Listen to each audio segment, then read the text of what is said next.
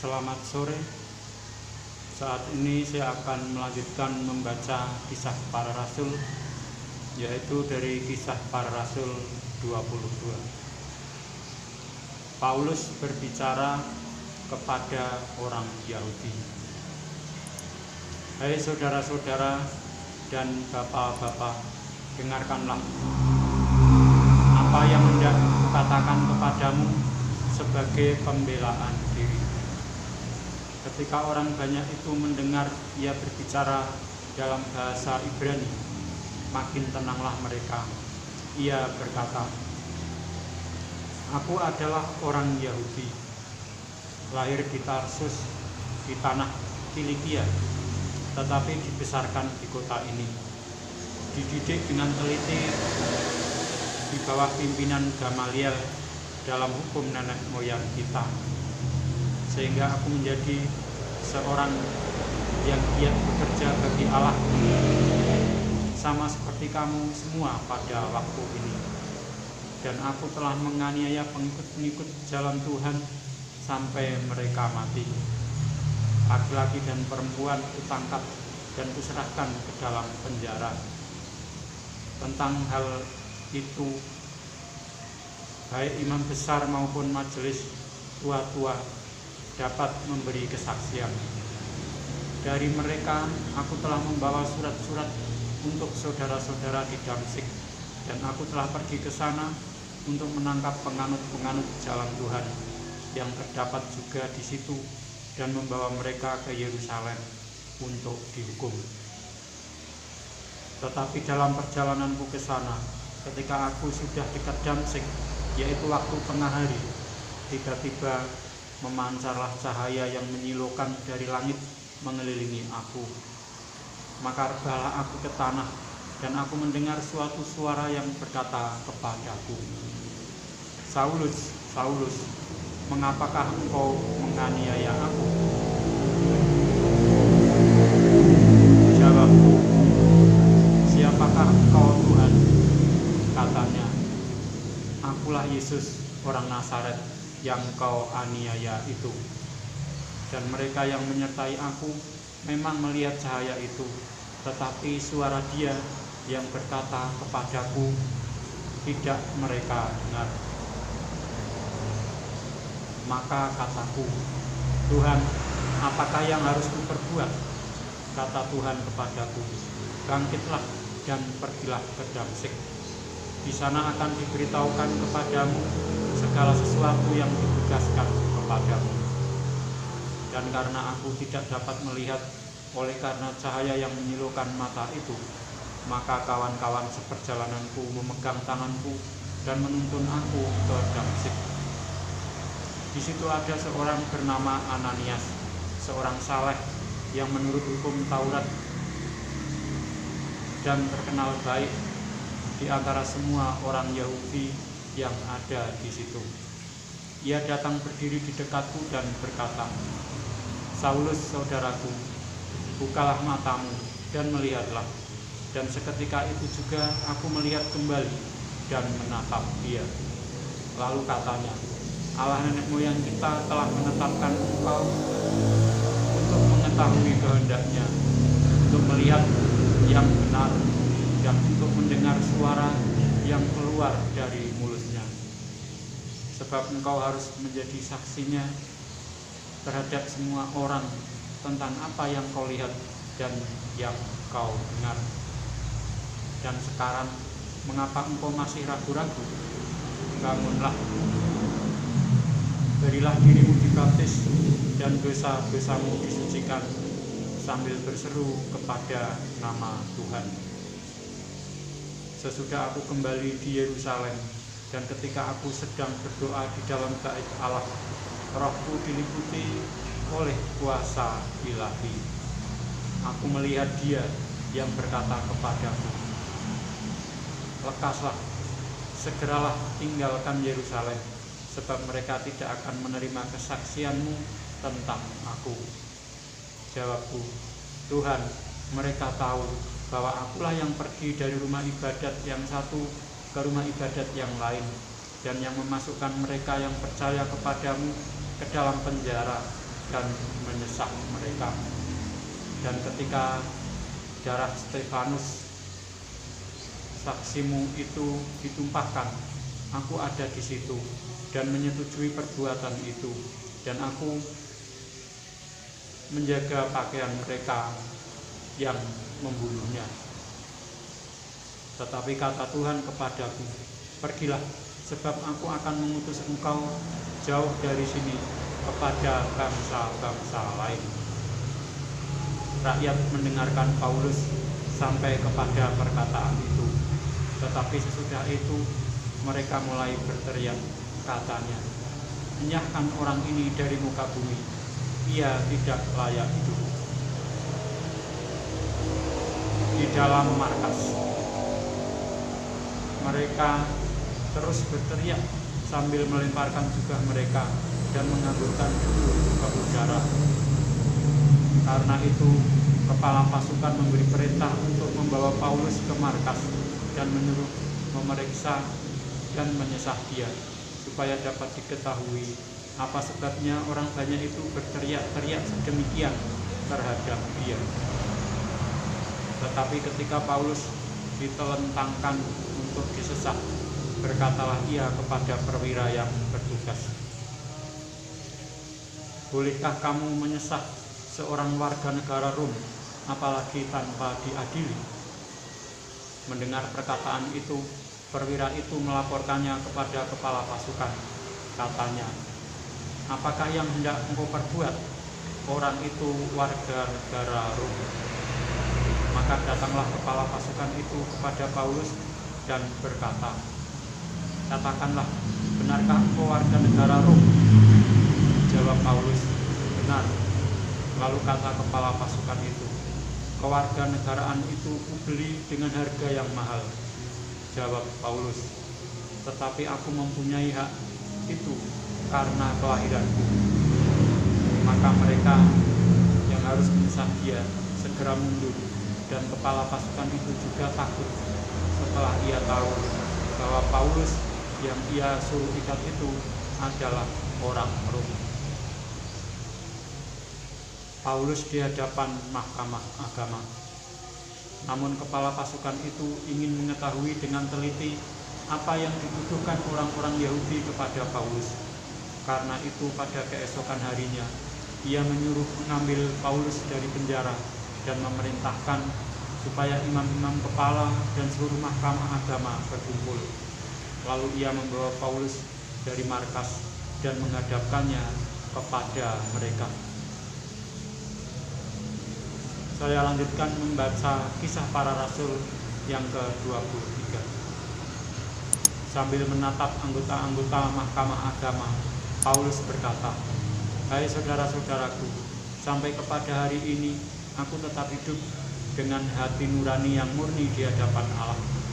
Tetapi imam besar Ananias menyuruh orang-orang yang berdiri dekat Paulus menampar mulut Paulus. Membalas itu Paulus berkata kepadanya, Allah akan menampar engkau, hai tembok yang dikapur putih-putih. Engkau duduk di sini untuk menghakimi aku menurut hukum Taurat, namun engkau melanggar hukum Taurat oleh perintahmu untuk menampar aku. Dan orang-orang yang hadir di situ berkata, engkau mengejek imam besar Allah. Jawab Paulus, hai saudara-saudara, aku tidak tahu bahwa ia adalah imam besar. Memang ada tertulis, janganlah engkau berkata jahat tentang seorang pemimpin bangsamu. Dan karena ia tahu bahwa sebagian dari mereka itu termasuk golongan orang Saduki dan sebagian termasuk golongan orang Farisi, ia berseru dalam mahkamah agama itu, katanya, hai saudara-saudaraku, aku adalah orang Farisi, keturunan orang Farisi. Aku dihadapkan ke mahkamah ini karena aku mengharap akan kebangkitan orang mati. Ketika ia berkata demikian, timbullah perpecahan antara orang-orang Farisi dan orang-orang Saduki, dan terbagi-bagilah orang banyak itu. Sebab orang-orang Saduki mengatakan bahwa tidak ada kebangkitan dan tidak ada malaikat atau roh, tetapi orang-orang Farisi mengakui kedua-duanya. Maka terjadilah keributan besar. Beberapa ahli Taurat dari golongan Farisi tampil ke depan dan membantah dengan keras. Katanya, kami sama sekali tidak menemukan sesuatu yang salah pada orang ini. Barangkali ada roh atau malaikat yang telah berbicara kepadanya. Maka terjadilah perpecahan besar, sehingga kepala pasukan takut kalau mereka akan mengoyak-ngoyak Paulus. Karena itu ia memerintahkan pasukan untuk turun ke bawah dan mengambil Paulus dari tengah-tengah mereka dan membawanya ke markas. Pada malam berikutnya, Tuhan datang berdiri di sisinya dan berkata kepadanya, kuatkanlah hatimu, sebab sebagaimana engkau dengan berani telah bersaksi tentang aku di Yerusalem, demikian jugalah hendaknya engkau pergi bersaksi di Roma. Komplotan orang-orang Yahudi. Dan setelah hari siang, orang-orang Yahudi mengadakan komplotan dan bersumpah dengan mengutuk diri bahwa mereka tidak akan makan dan minum. Saya ulangi. Dan setelah hari siang, orang-orang Yahudi mengadakan komplotan dan bersumpah dengan mengutuk diri bahwa mereka tidak akan makan atau minum sebelum mereka membunuh Paulus. Jumlah mereka yang mengadakan komplotan itu lebih daripada 40 orang. Mereka pergi kepada imam-imam kepala dan tua-tua bangsa Yahudi dan berkata, kami telah bersumpah dengan mengutuk diri bahwa kami tidak akan makan atau minum sebelum kami membunuh Paulus. Karena itu hendaklah kamu bersama-sama dengan mahkamah agama menganjurkan kepada kepala pasukan supaya ia menghadapkan Paulus lagi kepada kamu, seolah-olah kamu hendak memeriksa perkaranya lebih teliti. Dan sementara itu kami sudah siap sedia untuk membunuh dia sebelum ia sampai kepada kamu. Akan tetapi kemenakan Paulus, anak saudaranya perempuan, mendengar tentang penghadangan itu. Ia datang ke markas dan setelah diizinkan masuk, ia memberitahukannya kepada Paulus. Lalu Paulus memanggil salah seorang perwira dan berkata kepadanya, bawalah anak ini kepada kepala pasukan, karena ada sesuatu yang perlu diberitahukannya kepadanya. Perwira itu membawanya kepada kepala pasukan dan berkata, Paulus orang tahanan itu memanggil aku dan meminta supaya aku membawa anak muda ini kepadamu, sebab ada yang perlu diberitahukannya kepadamu. Maka kepala pasukan itu memegang tangan anak muda itu, lalu membawanya ke samping dan bertanya, apakah yang perlu kau beritahukan kepadaku? Jawabnya, orang-orang Yahudi telah bersepakat untuk meminta kepadamu supaya besok engkau menghadapkan Paulus lagi ke mahkamah agama, seolah-olah mahkamah itu mau memperoleh keterangan yang lebih teliti daripadanya. Akan tetapi janganlah engkau mendengarkan mereka, sebab lebih daripada 40 orang dari mereka telah siap untuk menghadang dia. Mereka telah bersumpah dengan mengutuk diri bahwa mereka tidak akan makan atau minum sebelum mereka membunuh dia. Sekarang mereka telah siap sedia dan hanya menantikan keputusanmu. Lalu kepala pasukan menyuruh anak muda itu pulang dan memerintahkan kepadanya, jangan katakan kepada siapapun juga bahwa engkau telah memberitahukan hal ini kepadaku. Paulus dipindahkan ke Kaisarea.